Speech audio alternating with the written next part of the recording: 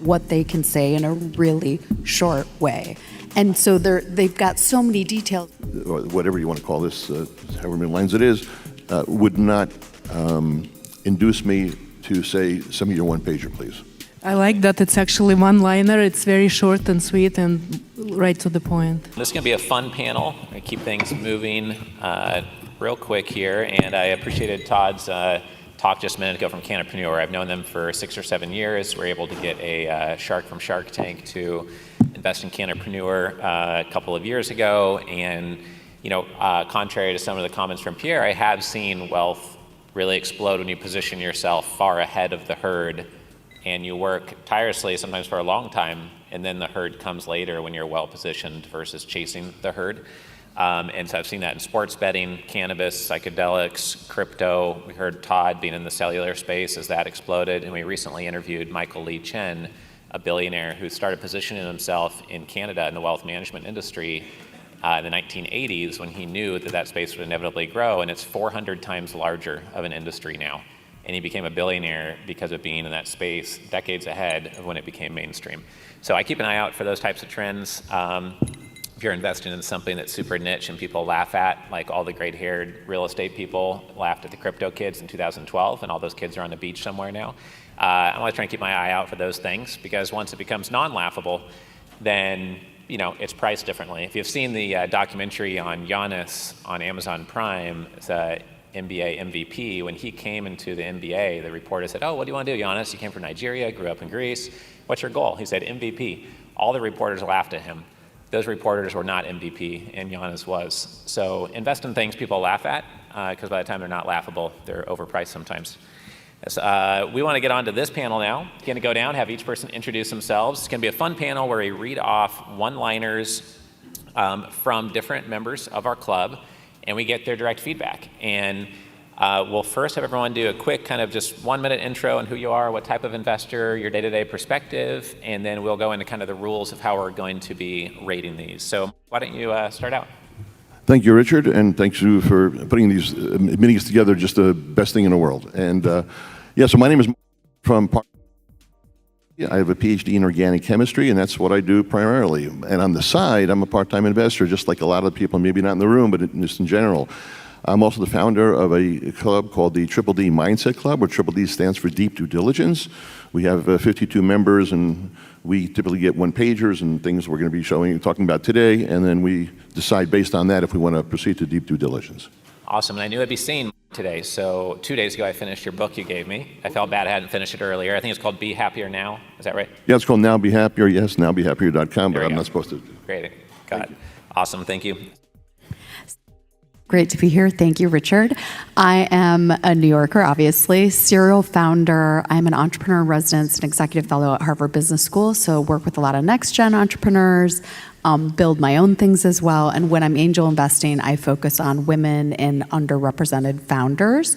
My specialty is really in consumer. I was at Yahoo 20 years ago in Silicon Valley, then launched a company called Sweet Riot in the fair trade organic B Corporation space, at Whole Foods around the country, and now working on a new venture called Sazzy in the digital art space.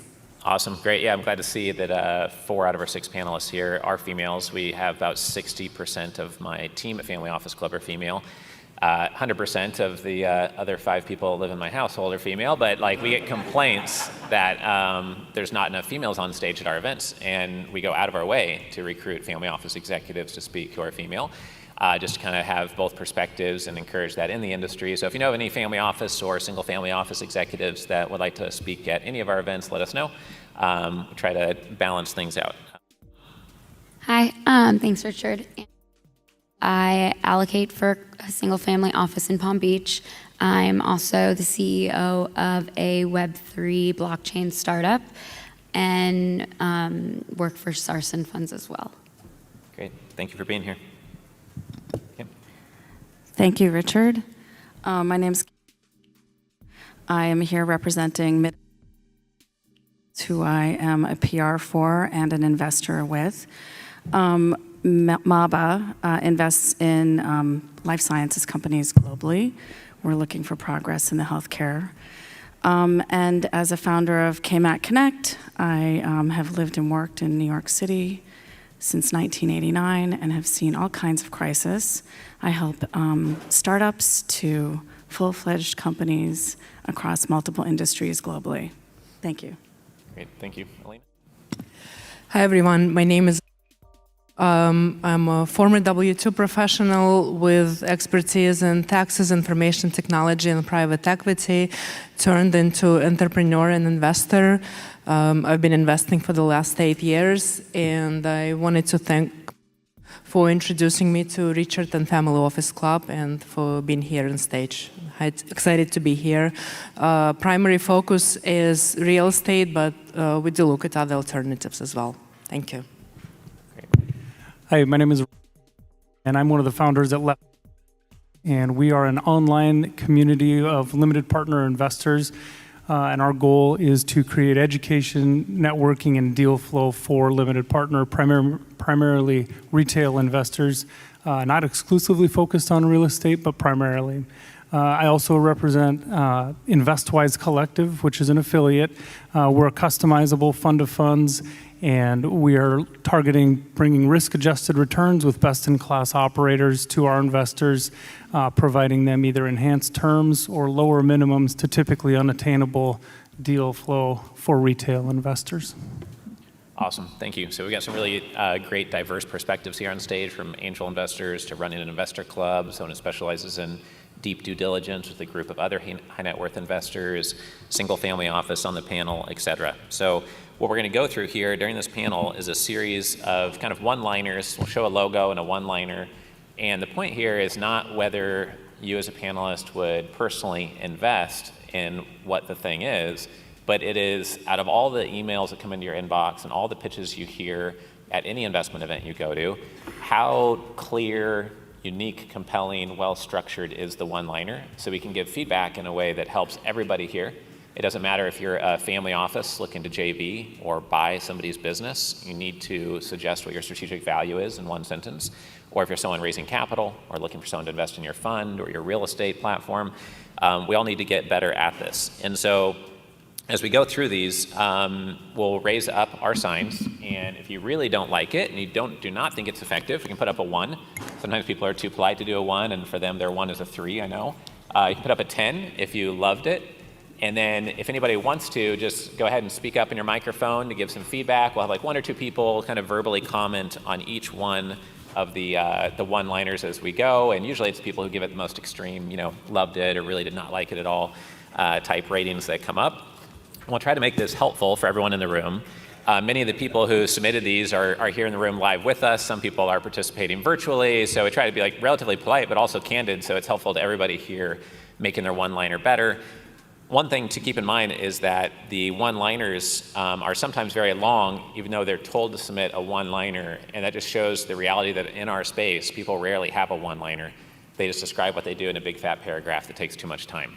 So that's one insight that's come from this. I think right now the slides might be rotating through, but we'll need them to manually be changed as we move it, just to kind of keep it focused on one at a time. So the first one here is capital gains tax solutions, and their one-liner is most ultra-wealthy individuals struggle with flexible capital gains tax solutions when selling their highly appreciated assets. We use a DST to give them capital gains tax deferral, diversification, liquidity, and optimal timing so they can create and preserve more wealth. What would you rate that? 1 out of 10, with 10 being amazing, best one-liner you've ever seen, and 1 being pretty bad. Anyone want to comment? Well, first of all, not everyone knows what DST is, so I would definitely spell that out. Second of all, I think it's too wordy. It needs to be shorter. Third of all, most people are visual, so it needs some sort of visual to show that it's a tax solution. Sure. There's probably some grammar police in the room that say, well, that's not a proper one-sentence one-liner, at least. So it is a little bit long for sure. You can see how long it took me just to read it was relatively long, but Mark loved it, so why don't you comment, Mark? Yeah, I loved it, I love very few of them. So just a tiny bit of background, because I think it's really important for this one-liner thing. We are pitched a lot of deals a year. Because I've been going to Family Office Club, I'm pitched about 300 private placement offerings per year. And there has to be a way of sorting through this. And the purpose of the one-liner is, together with the one-pager, is not to describe everything they do. It's to get me to go to the next step. So the purpose of the one-liner is to get me to the one-pager. The purpose of the one-pager is to get me to the pitch deck, and the purpose of the pitch deck is to get me to perform deep due diligence. So what I want to be able to do in this one-liner is I want to be able to know what space are they in? So capital gains tax solutions, okay, well, I know it's in the tax area, because some people will call it, I don't know, ABC Industries. That means absolutely nothing. So I like the title there. And then they're talking about the ultra-wealthy individuals, struggle with, the capital gains. The DSTs, of course, are very important for 1031 exchange and all this. So this one-liner will get me to look at the one-pager, because in the email that I'm going to get, which I get, again, 300 of these a year, I'm going to be making a decision within 5 to 10 seconds tops. Do I want to look at the one-pager? And if they don't have a one-pager, by the way, we're done. So 200 of them don't have the one-pagers. So if you don't send me a one-pager in the email, we're done. Right, yeah, that's great. I mean, one takeaway from this panel, of some people liking it and some not, is, first of all, take a grain of salt with anyone who gives you feedback on anything that you show them, because they might not be your target demographic. If you're only raising capital from cardiac surgeons, then who cares what I think about it? And the terms you use, like DST, you'll use lots of confusing terms that nobody in this room would understand. But if you're raising capital from cardiac surgeons, then your one-liner might be very dialed in. And your one-liner should be dialed into who you raise capital from most often. But the panelists are going to try to be helpful on every one-liner. But it does matter who you're showing it to and what your goal is. You show it to your team, they might love it. But your ideal prospect might expect to see something else. And Richard, I would just add quickly, there are clues in here of what they can say in a really short way. And so they've got so many details when I would just read it and say, we help ultra-wealthy individuals who struggle with flexible capital gains tax to preserve more wealth. And everything else is just this kind of detail. It's one sentence gets you to the solution. DST, preserve capital. I would fix it this way. Start with the bottom line, create and preserve more wealth with flexible capital gains tax solutions, period. Right. Yeah, I'm definitely a fan of simplicity, ultimate sophistication, as Pinkerton said when he started out the day this morning, for sure. All right, next one, silencer devices. I've leveraged over $22 billion in product marketing experience to create and patent a new noise-canceling technology, which is 30% more effective across over 10 times the frequency range compared to the commonly used technology. And silencer devices requires very little processing power, time, or energy to deliver those results, providing a dramatic advantage over the newer AI-enabled approaches. Feel free to speak up, whoever wants to comment. Lots of mid-range scores. It feels like there's, again, a lot of detail here when I do appreciate the founder's background, that they've already done these things before, but I'm not sure they need it in their one line to just get someone interested that they have this amazing noise canceling technology. Sure. I'm also, when I read it, I'm not sure if it's for an automatic rifle or for recording podcasts or for something else, like a car, for a Rolls Royce or something. So I think that's one thing that comes to mind. Anyone else wanted to comment on this one? Elaine? It's really... Oh, sorry. Go ahead. I think it's strange to start off with I've leveraged. Why not make it more of a team company pronoun there? Not like pronoun police, please. But right. Okay. Yeah. We've. Maybe we. Yeah. It's really hard to tell who the audience, who is the target avatar for this. So I think that would needs to be clearly spelled out. And I would eliminate, I've leveraged 22 billion in product marketing completely. I think it's irrelevant for this one later. Sure. I mean, I usually like one-liners that use numbers. Sometimes when you say our team has a combined 4,000 years experience or something, really huge numbers, then it doesn't do as much. But I do like, they mention 30% more effective, or I think it's really effective when people say, we serve 119 investors at our hard money lending fund that's closed 85 deals or something. So you know that they have a track record. So I like the use of numbers usually. Mark, were you add something? Yeah, I really like the name, silencer devices. You have a pretty good idea what it is, and the rest of it I don't like. I met with a guy yesterday, and it's very, very good. But the description there is more talking about the market, as if trying to convince us, you guys have no idea, but this is a really big thing, and if I throw enough information at you, it'll be good. So we spoke for 15 minutes. I was very impressed. but it took 15 minutes. So there's got to be something else. The one-liner, or whatever you want to call this, however many lines it is, would not induce me to say, send me your one-pager, please. Sure, yeah, that's great. I think that one thing that's really important is that a lot of us here have 25 years experience in stem cells or in real estate development. But if your logo looks like clip art and you don't have a one-liner, it just doesn't do justice to all of your hard work and all the expertise and all the value you could add to somebody. And a lot of people shoot themselves in the foot because their expertise goes really deep in one area, and that area is not marketing or figuring out your one-liner. So I think that's the challenge a lot of us have. Okay, here's one for Unilever. According to the New York Times, Wirecutter, and Wirecutter magazine, we developed and sell the best mobile medical alert and the best fall detection based on our patented real fall technology.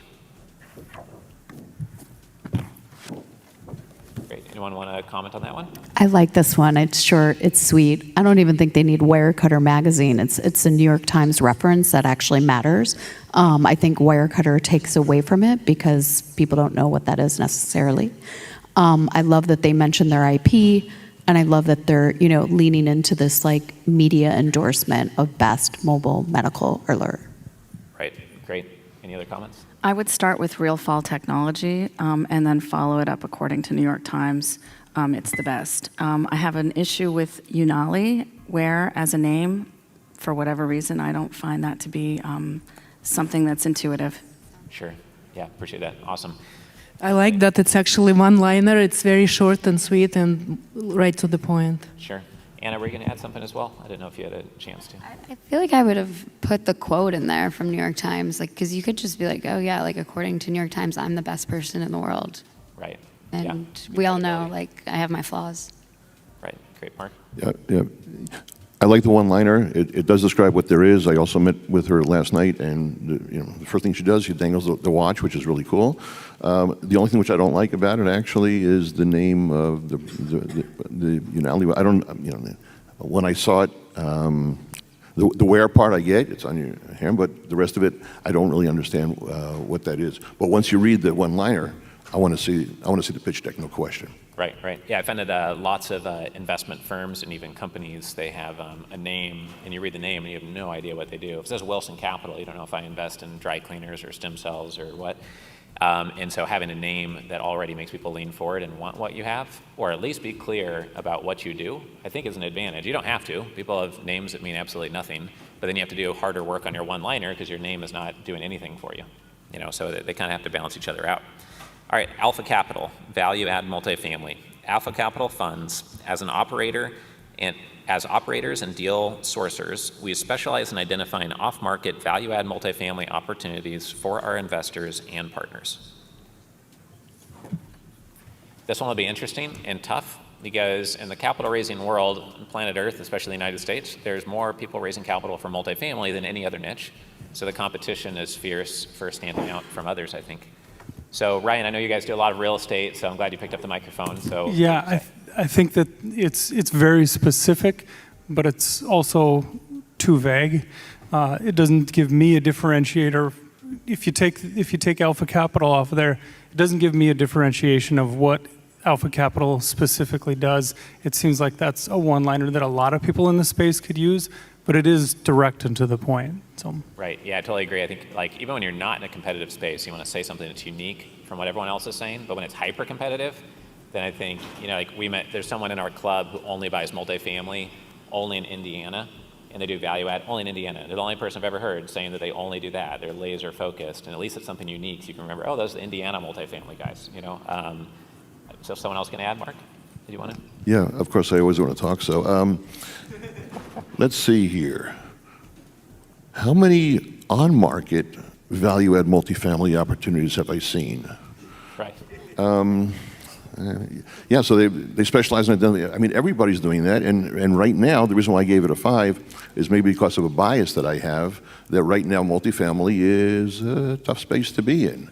So they really have to have some differentiator, like Ryan said.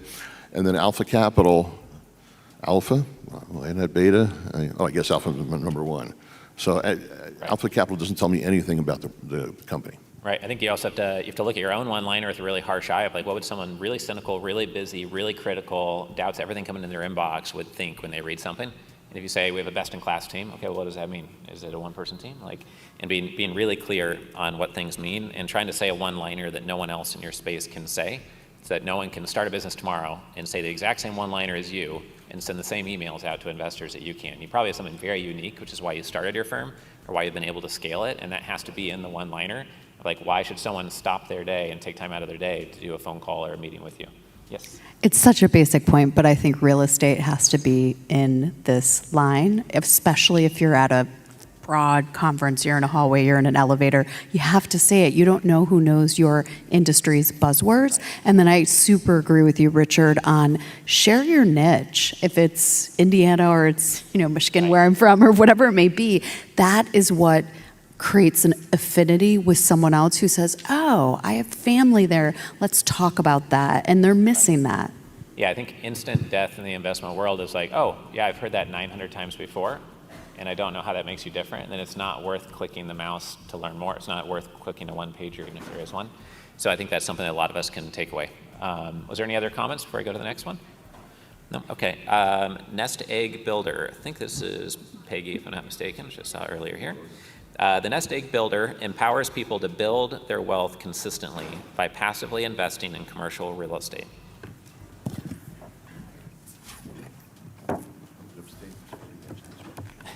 Sure. Anyone want to comment? What's that? Is Peggy in here? I think so. I saw her earlier, but she might be networking. But you can rate it the same either way. Anyone want to comment on that? What they liked about it, what they didn't? I think, again, it misses the target avatar. People is a little bit generic. I would specify high net worth individuals or information technology professionals or something that unites people together that you target as a part of this company. I like the fact that it has the logo, and the logo represents what this company is about. But I would definitely add a little bit more color in terms of what value you propose and what value you bring to your investors. Okay, Ryan, what did you rate this one? I put a 5, but I would probably rate it a little higher. I do think that the logo and the name are great. A great logo and name is a combination. To add to the earlier points, I think that it is a little bit vague. So if there's anything that can be added to give a niche to commercial, to the previous one, commercial assets across the United States or industrial office, if there is anything more specific. I think to Richard's point about anything that anybody else can say, you just want to narrow it down just a little bit to narrow your target audience a little bit. Right, great, thank you. John Gin Cosmetics, and then the logo says Nano Clear. So this one's super interesting, and I appreciate them submitting it because it fits my point earlier that most people don't have a one-liner, and whenever we do this exercise, we get things submitted that are clearly not a one-liner, either a big paragraph or full of points. And we've done a workshop before where we teach this and we go over it for 45 minutes, and then someone comes up after the workshop and says, so what do you do? They say, oh, well, we do this and we do this, but we also do this other thing, and we also do this, and then sometimes we do this fifth thing. And it's kind of a headful to understand what someone does, and then how are they supposed to explain it to their spouse or to the investment committee that Ryan works with at their investor club, right? It's just too much to convey to somebody else. So I don't think that we have time actually to read through all 4 of these things. I'll read through the first one. Our company solves the global problem of chemical toxicity in facial skincare. Maybe they could stop right there. Our mission is to redefine men's skincare in our elegant solution of nano clear organic facial cleanse, et cetera, et cetera. I don't know about the panelists, but there's not many facial companies that focus on men, and not many, most people don't want to put toxins on their skin because they realize even though the FDA doesn't recognize it, this thing gets sucked into our body, and we're basically putting petrochemicals all over our body typically with most sunscreen and other type of skincare. So I think that those things are strong points, but obviously it's really long for a one-liner. Is there any comments on this one? I just would call out one red flag. So first at the beginning it says our company, and then at the end it says help me build this. And I just think the we language and the team language is really important when you're on an entrepreneurial journey. Sure, that makes sense. One of the other one-liners starts out by saying the name of their company, and for us, usually like 99% of the time when we show a one-liner, it's right next to the company's brand name, so you don't need to repeat the company's name, you don't need to say our company or me or I usually. You just need to get into exactly what it is and be concise with each word used. Was there one or two more people that wanted to make a quick comment? I mean, why doesn't he just use the redefine men's skin that's bolded? Right. Like, that's perfect. Right. Yep. All right, we'll move on to the next one here. Weekender. Weekender is an adventure hospitality brand with a collection of design-forward, tech-enabled hotels located in iconic outdoor lifestyle destinations. We are on a mission to inspire personal growth in our guests through adventure, travel, and exploration. All right, so we got pretty good ratings across the board. Anyone want to do quick comments on I that? think the first line is all they need. I mean, it's nice to have the second line, but like, I like the idea of an adventure hospitality brand, design forward, tech enabled. I think it's a really nice first line. Right, I think the second line says adventure and the first line says adventure. So that's when you know there's some economy of words. And usually when you do these, you write them out like 15, 20 times. You keep on making improvements, then you show it to your team. They poke holes in it, and you get it more concise. Were you going to add something, Ryan, or anyone else? That's why it's nice to go first. I was going to say too, the second sentence is a little bit duplicative in there. You can probably reduce that out, but I really like that first line. I really like the name of the company, and that's where it gets difficult. You have a one-liner, which is difficult to refine. You have a 1-minute intro, which is verbal, and then you have a one-pager. All three of those things can combine different things, but I think that one-liner and the Weekender is a really strong combo. Awesome. Yeah, I like the collection of feedback here, because someone might say, okay, I kind of get it. Now I get the point of all this, but this is so critical. All of your hard work is wasted if no one's opening your email and no one calls you back when you leave a voicemail. So every word you use in your one-sentence voicemail, the subject line of your email, you know, you've got between a half a second to 2 to 4 seconds to convince someone to spend part of their life looking at what you're trying to communicate to them, and they don't owe you a response, right? It has to look more exciting, more compelling than anything else that's coming at them. Trip Fusion. Hotels can boost revenue dramatically by allowing guests to seamlessly book spa, golf, and other experiences in real time during a single unified checkout process. Bring more wellness into the way you book travel. We are currently raising a preferred equity seed round with a nice warrant coverage. Comments? Maybe one. I'm not crazy about the name. It feels like a technology name. It's kind of, I like what they're doing. I like their first line, but Trip Fusion, I'm not sure if that's capturing me as the travel consumer. Sure, great. And I think it's a good point that sometimes when you're raising capital, sometimes there's a name of your consumer brand that captures the consumer, and other times there's an investment holding company or an investment brand that needs to target an investor prospect. Those are not always one and the same, but sometimes if you have an amazing consumer brand, then the investors love it and get why people would buy what you're selling. Any other comments on this one, Mark? Yes, so I guess I've been programmed now over the last few minutes to read the first line and ignore everything else. I mean, that's pretty much what you're saying we should do. And so now I'm starting to rate them based on the first line. Right. And by the way, a good tagline can be done in 6 words. It's been, at my company, we tried really, I'm not going to say what it is, it's chemistry, it'll be boring anyway, but it took hours of discussion to really refine what it is. And the first time we looked at our benefits, there were 16 of them, and then we boiled it down to 3, and it's 6 words. Right, it's not easy to do. There's a whole field of like copywriting that doesn't have to do with legal trademarking. It's the writing of copy, and people study this their whole lives, and top copywriters make 7 figures to come up with the title of the Time magazine or titles of books, etc. And there's a saying in that industry, if you read the books in the industry, one of the most famous sayings is that I'm sorry that I wrote you such a long letter, I didn't have time to write something more concise. So it's almost a form of laziness to send over a really long email to someone. Like, I didn't have time to see who you were or what you'd care about, or talk to other people like you and really narrow it down to why you should care that our company exists. It's a form of laziness to write so much, and people don't have time to read it. Everybody's busier than ever before. Seed Healthcare. Seed Healthcare's mission is to disrupt healthcare by bringing together resources in financial and healthcare services. Our investment funds leverage a broad network effect, influential advisory board, and provider access to introduce innovative healthcare solutions to market.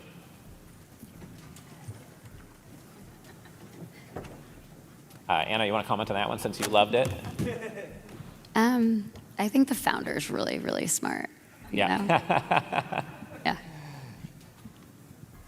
But maybe there's like a lot of repetitive words in there. We know it's healthcare. Right. I mean, obviously, part behind laughing about saying that is that, like, knowing the person and the relationship makes all the difference. When we don't know the person, all you have to go off of is their one-liner. So, it makes a huge difference. Anyone else want to comment on that one? I'm not sure that the name itself actually jives with its actual mission. Seed implies that it's very early stage, and while the ideas might be to fuse finance and healthcare, I'm not sure that it really reflects its mission. Right. I still don't know what they do. I just literally, is this a fund? I mean, are they launching solutions themselves? I just don't know. Right. Yeah, it's interesting that none of the one-liners, at least I can remember from today, mentioned that they have, like Todd come up from Canterpreneur, and he showed that we have, $3.8 million in revenue. After this next acquisition, we're going to have $18 million in revenue, et cetera. No one is saying in their one-liners that we have $12 million a year in revenue, 19 team members, 13 years in business. That makes an investor know, okay, it's not a startup. They didn't start it this morning. At least not most of them, at least. So I think that's interesting. Yeah. Any other comments for Alina? I actually like the logo. I think it's very well reflected in the first line. I would definitely tweak the second line to be more specific as to what they're looking for, but make it much shorter. Sure. The only word I liked here is disrupt. That's the only word there that would induce me to want to look at something else. But by bringing together resource and financial and healthcare services, and again, I'm being maybe cynical, but yeah, they must be the only company that's actually brought together financial and healthcare services. So where's the disruption? So the word disrupt maybe might get my attention, but there's nothing else there that tells me anything. Sure. Ryan? To tag on to what Mark said a little bit, there are some powerful words that are used in there, disrupt and innovative, but there aren't enough descriptive words in there to say how we're disrupting, what solutions we're bringing. So there are powerful words, to Mark's point, that they get you engaged, but I would like to know a little bit more description of what they're disrupting. Right. This isn't like the exact one-liner we use, but when we go to medical practices with multiple locations, a lot of them are hesitant to sell to private equity too early. Now they have a job and an earn-out for 3 to 5 years. So when we talk to them about delaying the selling of their soul to private equity, and we talk about how we're providing them growth capital so they can become 2 or 3 times as large before they do have an exit event. And that gets their attention and breaks through the noise of what other people are saying to them. This is our last one-liner, and then I have 30 seconds of housekeeping notes, and we'll break for lunch. Investa Group, a vertically integrated real estate investment firm specializing in institutional-grade self-storage opportunities, aiming for nationwide expansion with a focus on strong cash flow and equity growth, targeting 500 stores by 2050 with an average equity multiple of 2.2 and 24% annualized returns. Very specific, right to the point. They differentiate themselves by saying what they target, and they show the results as well. I like the logo in that it actually shows the vertical integration, but I also need the one-liner to follow because I wouldn't know what it was otherwise. Right, the brand name itself doesn't tell you what it does before you read the one-liner, and the one-liner is more of a two-liner, which we've found on like a lot of them submitted today, which I think is important to point out. Any other last comments? I like it. Super specific. I don't think institutional grade is important. I would instead say aiming for nationwide expansion from our headquarters of Atlanta or whatever it is. Again, trying to create affinity. Sure. Great. Mark? The only reason why I'm looking for the one-pager is because they said 24% annualized returns. You got my attention. Right. Great. So I hope everyone got something away from this for your own one-liner. There's probably at least one way to make your one-liner more concise, more powerful. Make sure it actually is one line long. Use some numbers about your track record to show you didn't start your business yesterday. If you did start it yesterday, say a bit about why you did and how you're different than everyone else doing multifamily or whatever your niche is that you're in, whatever private equity or company niche you're in. And think about a brand name that draws people in. Just by hearing your brand name, someone should want to work with you or at least know what you do, hopefully, ideally. So I hope this is helpful to everybody because I know that the feedback we get from investors over and over again is they're too busy to look at everything. And so to have a chance to get a meeting with them, to get an allocation or a partner, you need to be as effective as possible with communication, positioning, marketing, et cetera. After lunch, we're going to come back and we're going to have the undefeated UFC fighter Daniel Puder running our pro athlete discussion panel. We're going to feature 6 pro athletes on stage. Part of the reason why we interviewed Mike Tyson and we're doing this pro athlete interview series is to help you perform in the top 0.1% in whatever field you're in. What was their mindset? What's their discipline like? What's their habits like? What are they investing in as pro athletes? How could you work with other pro athletes as investors? We have other panels after lunch and standalones you're not going to want to miss.